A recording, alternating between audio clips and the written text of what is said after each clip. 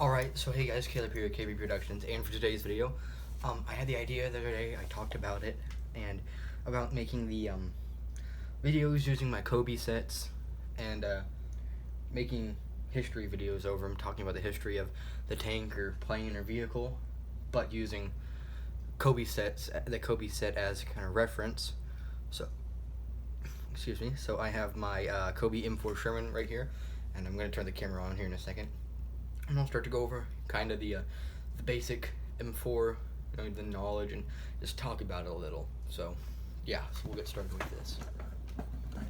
So I'm turning my camera, or my stand around. So right over here, I have, this is the cobi M4 Sherman tank.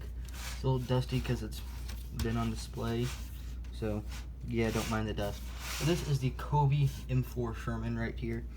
This set, I got it on Amazon. It is on Amazon. But anyways, so the M4 Sherman. So the M4 Sherman was originally introduced in 1941 to aid the Allies in World War II. And it saw service throughout the Korean War and was slowly phased out by the Patton and the Bulldog. The M41 Walker it's the M41 Walker Bulldog, I'm right, or it's the Bulldog, Walker Bulldog tank. So this right here, the Sherman is this is specifically the M4A1 model. So M4A1, the original model. So this was the first. This is a representation of the first model ever created. Or the first high production model ever created. So as I said, it saw service. And it started service in 1941 throughout Korea and slowly got phased out. I'm pretty sure Israel may still use the Super Sherman, which they put a, I think it's a 105 millimeter cannon on the Sherman. Yeah, and I don't exactly know what it was, but it was the most widely used medium tank by the Allies during World War II. It was very cheap to produce, so you could have they had high numbers of these really fast. So it was really cheap to produce and fairly easy to produce as well. There was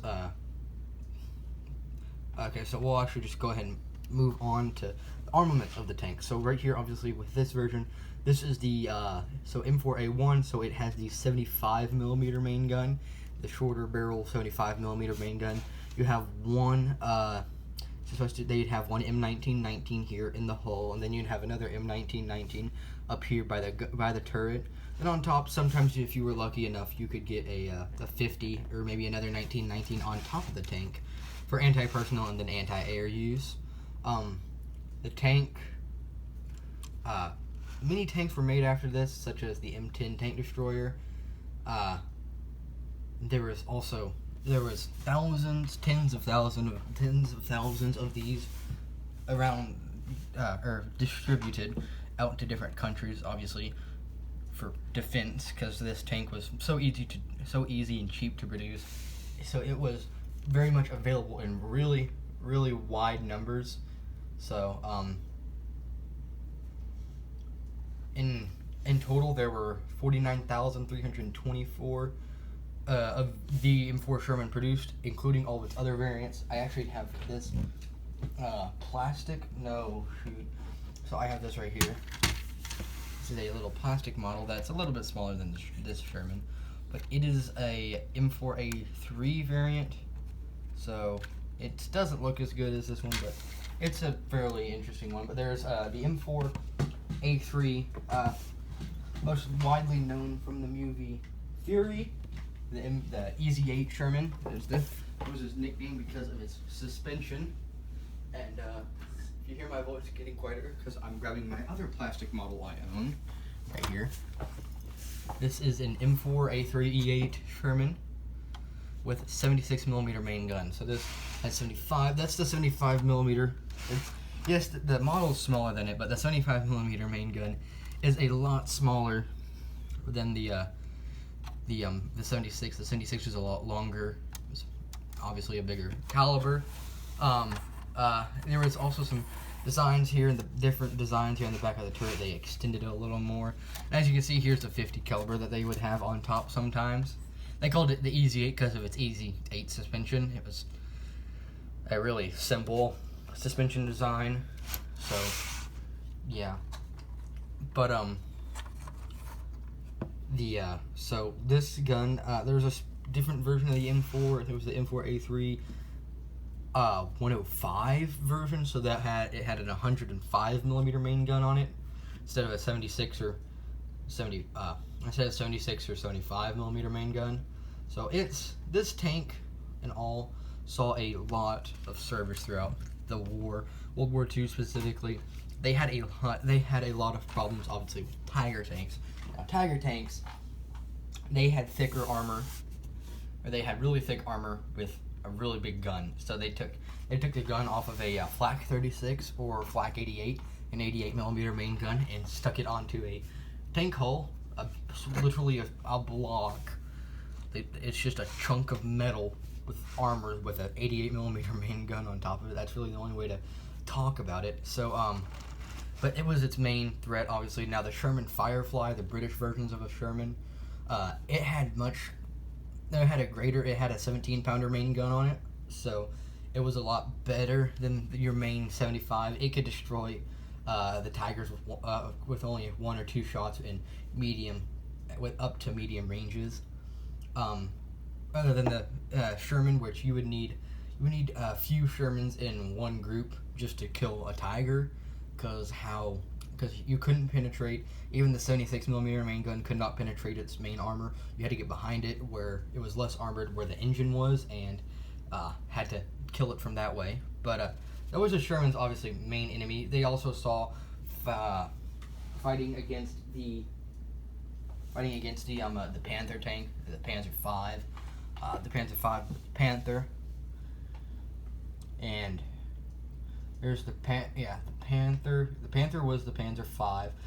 It saw some action during North Africa, during mostly probably Panzer IIIs and Panzer IVs, but in Europe it probably saw more action during Panzer IVs, Panthers, and Tigers, even though there weren't a lot of Tigers produced.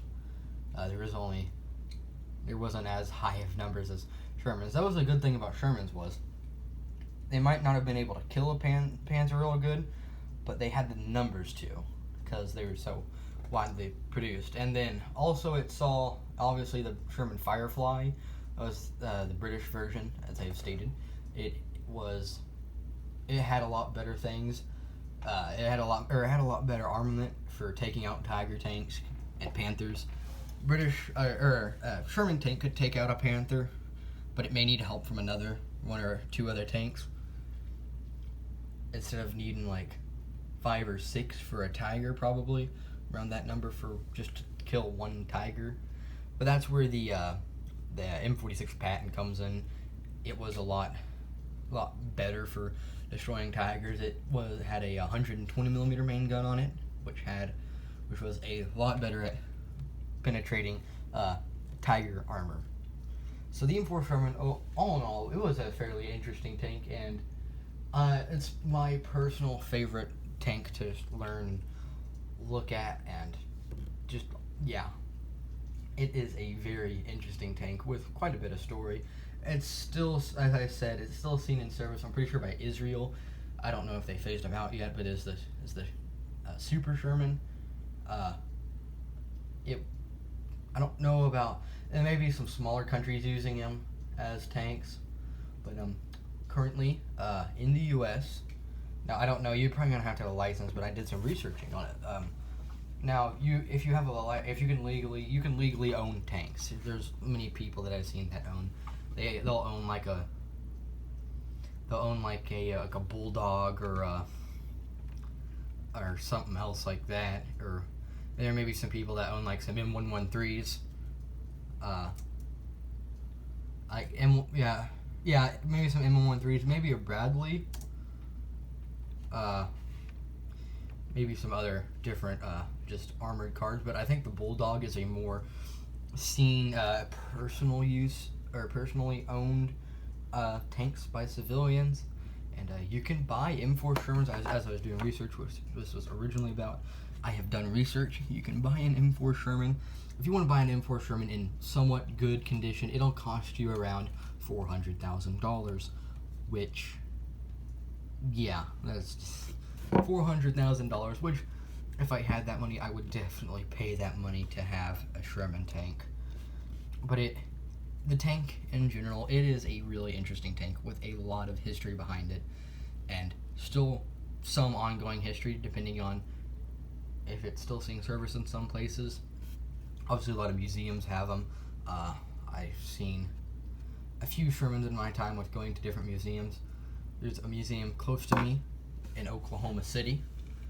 The 45th Infantry Division Museum. By the way, if you're anywhere close to Oklahoma City, definitely check out the 45th Infantry Division Museum.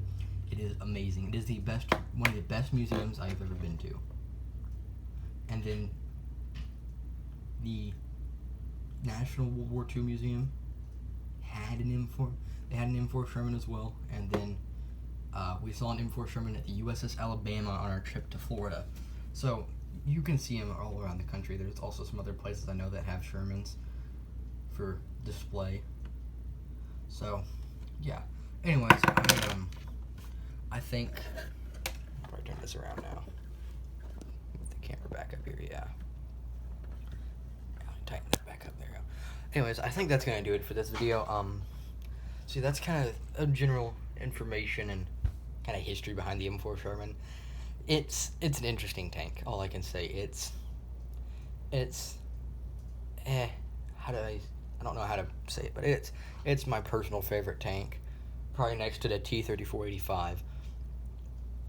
It's a very interesting tank. I just like to learn about it. I've watched I don't know how many videos on YouTube about the tank. I don't know how many things I've watched about it, but it is a really interesting tank, and I just like the look of it. I don't think a lot of people like it because it looks really square. Like, it looks like a box. Some of the earlier models look more like a box. But it definitely looks. It's an interesting concept. Really, really neat because it was so cheap. It was just like one of the cheaper tanks produced during the war, besides maybe some last-ditch German tanks that they produced or something. But yeah. Anyways, I hope you guys did enjoy this YouTube video, and I'll see you guys in whatever the next one be. It'll actually be tomorrow's Mock Monday, so stay tuned for Mock Monday. I will have that video coming up. Anyways, I hope you all did enjoy the video, and I'll see you guys in the next video.